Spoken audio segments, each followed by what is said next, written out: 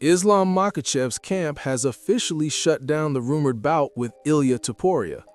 Makhachev's manager, Ali Abdelaziz, just clarified the next moves in the UFC. He confirmed that Islam's next opponent will be a true welterweight, keeping him in his own division rather than chasing a super fight against Topuria.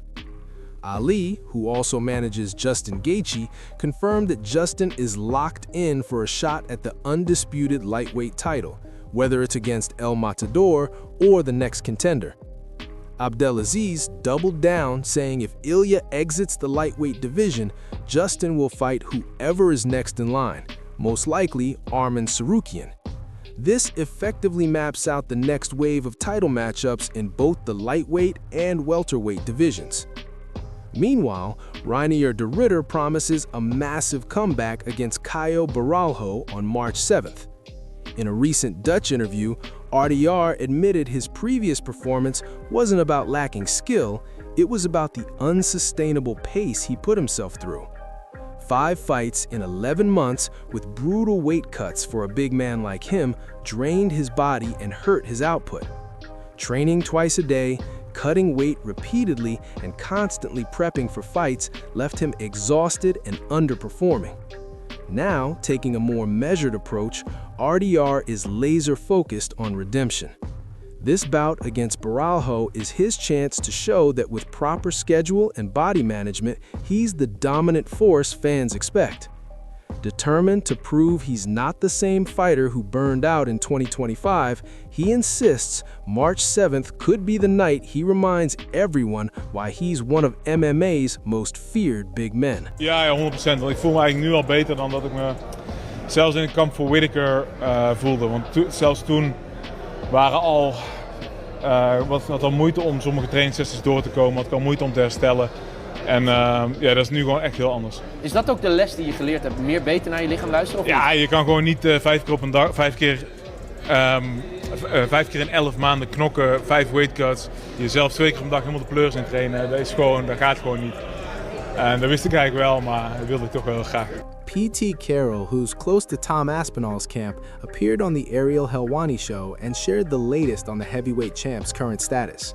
Carroll reported that the UFC hasn't reached out regarding Aspinall's situation, and Tom isn't trying to create tension with the promotion. His full attention is now on his health, as his eye condition has worsened to the point where simply returning to normal life is his top priority. Nearly 4 months in, Aspinall still can't track moving objects properly, suffers eye pain from tasks like texting, experiences vertigo with sudden movements, and struggles with basic coordination, including shaking hands. Even training drills are a challenge. He sometimes can't play with his kids, and he can't drive, relying completely on others for transportation. Although he might not have to vacate the heavyweight title, an interim championship fight is almost guaranteed since Tom won't be able to train for the next few months, and the UFC still needs a marquee fight in the division. We'll get to that interim belt in a minute, but first, let's break down Pitts' report. I need to make sure that this hasn't happened. I felt very ridiculous doing it, but I was like, for the sake of this article, I probably should. And they were like, no, we haven't heard from the UFC at all. I've been in touch with the team ever since this, and it got kind of awkward, you know, when you're asking for updates or progress checks and there isn't any. And you're seeing these comments and you're like, every time this dude puts something out there to these people and they're saying this is bullshit, you aren't doing this. I think they kind of dictated what the article would be about. You know, I think it's because the UFC thing isn't really the issue right now. That's not the game he's playing right now. It's like everyday stuff. I don't think they were interested in having any tit for tat with the UFC again. As is abundantly clear throughout. This is very much about like, what's this guy's life like now? You know, like this guy's life is very different than what it once was. Big UFC news just dropped from Oscar Willis on Luke Thomas' show. The promotion reportedly has Alex Pereira versus Ciryl Gane lined up for an interim belt on the UFC Miami card.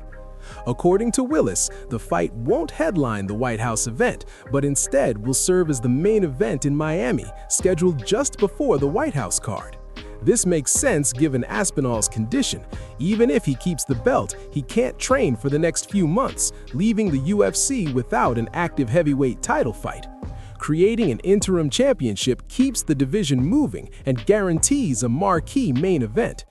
Timing also works perfectly for Pereira, who has been teasing a heavyweight move for a while, giving him a chance to step up while the division waits on Tom's recovery.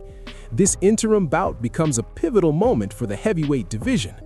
Luke Thomas and Oscar also discussed what all this could mean for Ciryl Gane's potential return. Let's dive in.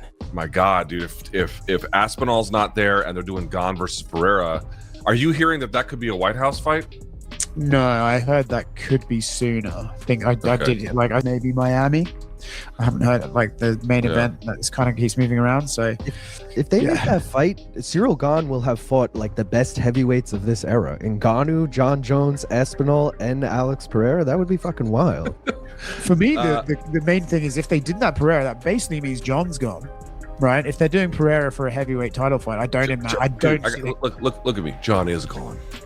He's gone. And you love it. You're so happy that he's gone. It's not even that. It's just like, dude, the guy he's the best light heavyweight I've ever seen by a million miles. I was there for basically the entire run. But he is a manipulator. He is a bullshitter. He is attention-starved. Gable Stevenson just announced that if he wins his next fight, he plans to call for a UFC shot, setting up what could be one of the fastest rises in MMA history, and the entire MMA world is watching closely.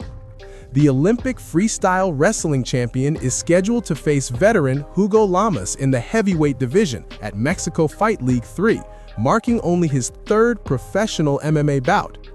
Even with limited MMA experience, expectations are sky high, especially among American fans who see him as the fighter capable of injecting new life into the UFC heavyweight ranks.